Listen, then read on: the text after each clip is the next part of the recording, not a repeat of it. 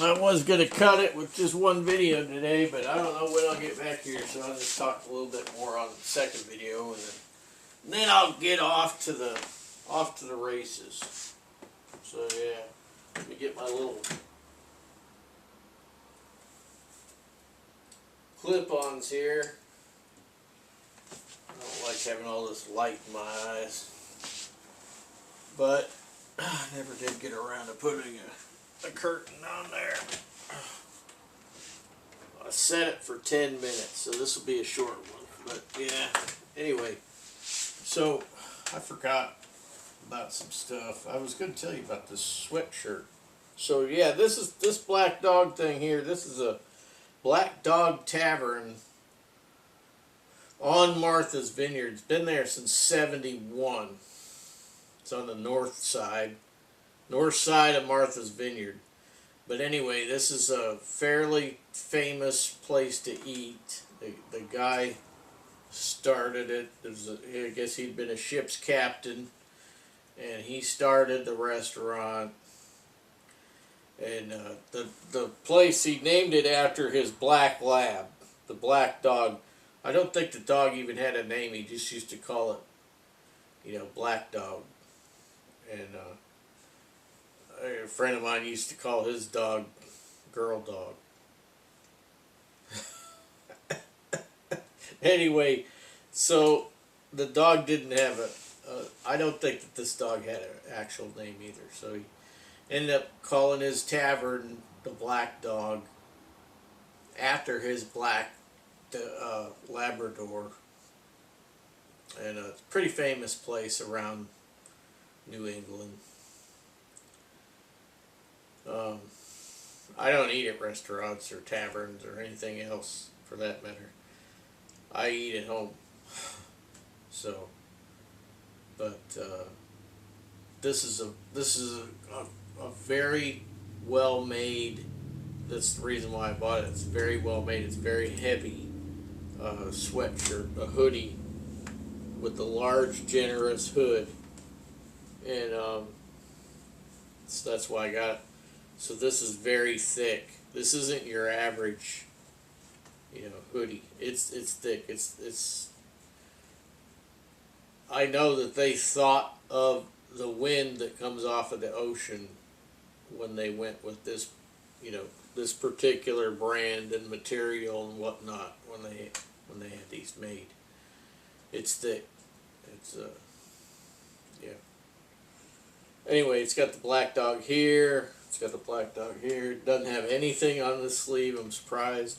It's got some crap on the hood up here somewhere. I don't even remember what. And then it says the Black Dog on the back. I think 1971 or something. A lot of things happened in '71. Remember the year. It was the year one of my brothers ran across my uncle's front yard and tripped in Great Dane pile of dog poop. He was wearing a ghost sheet because he was dressed as a ghost for Halloween.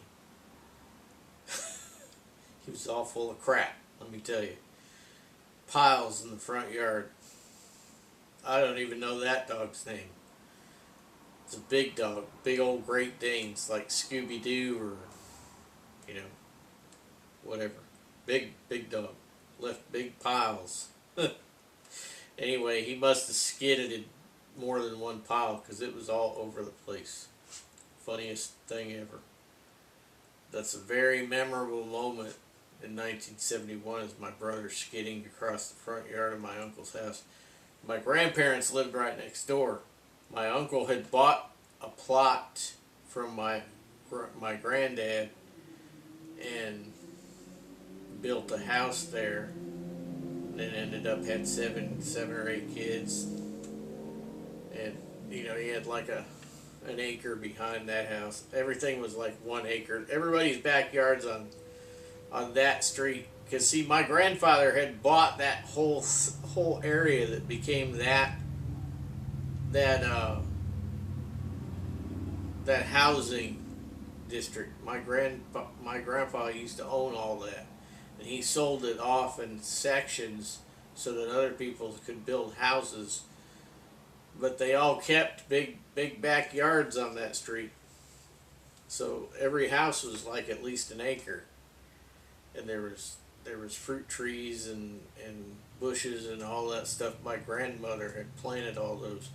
But the thing was is that that was a very memorable moment when I was young. Of my brother running across the yard, he got all excited with his candy, with Halloween, and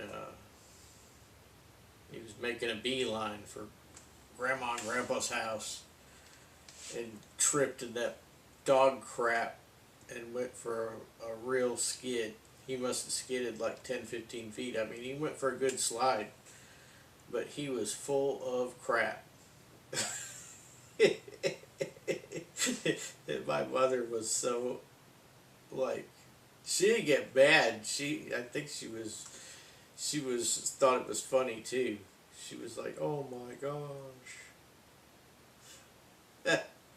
Anyway, he lost all his candy, so he had to share half of mine. Yeah, 1971. It's a crappy year, but we remember it well. So, or I do. Nobody else is alive that was there. Grandparents are gone. Parents are gone. Siblings are gone. I'm the only one left.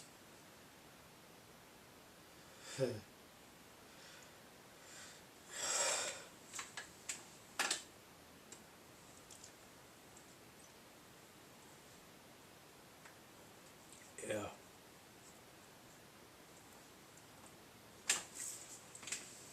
Tell you another Halloween story. Another crappy Halloween story. This one involves me and some friends. This is also in the 70's. People used to leave their lights on back then, Hey, come trick or treat at my house. That's what the porch light was for, right? So what we did is we gathered this bucket,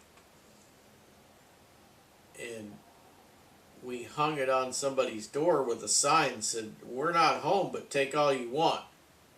So what we did is we waited for these high school kids. We knew that they were coming up the street. They were high school and college guys. They were big dudes. We were a little bit younger, but old enough to get in trouble. And like I said, this is in the 70's. So I told my buddies, I said, we're gonna give these guys something that they won't forget about, because we're pretty much too old to be trick or treating. So why are they trick or treating, right?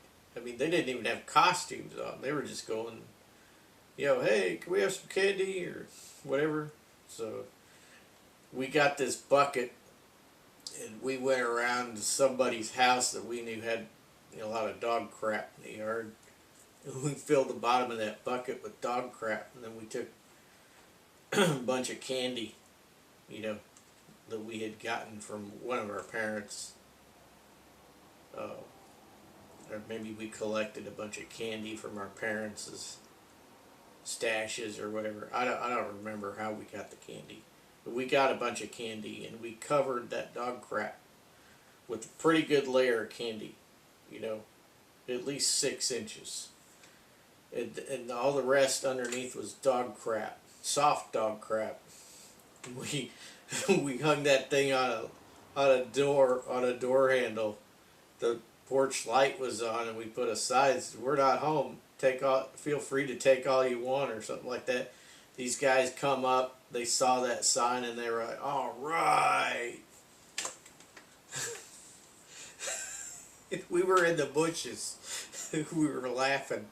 We were trying to laugh softly, but we were laughing, and they figured it out real quick. And man, they chased us probably 3 blocks. Probably at least 2-3 blocks. And we all had to, you know, rush off in different directions to lose them. But that was that was really funny, man. That was real funny.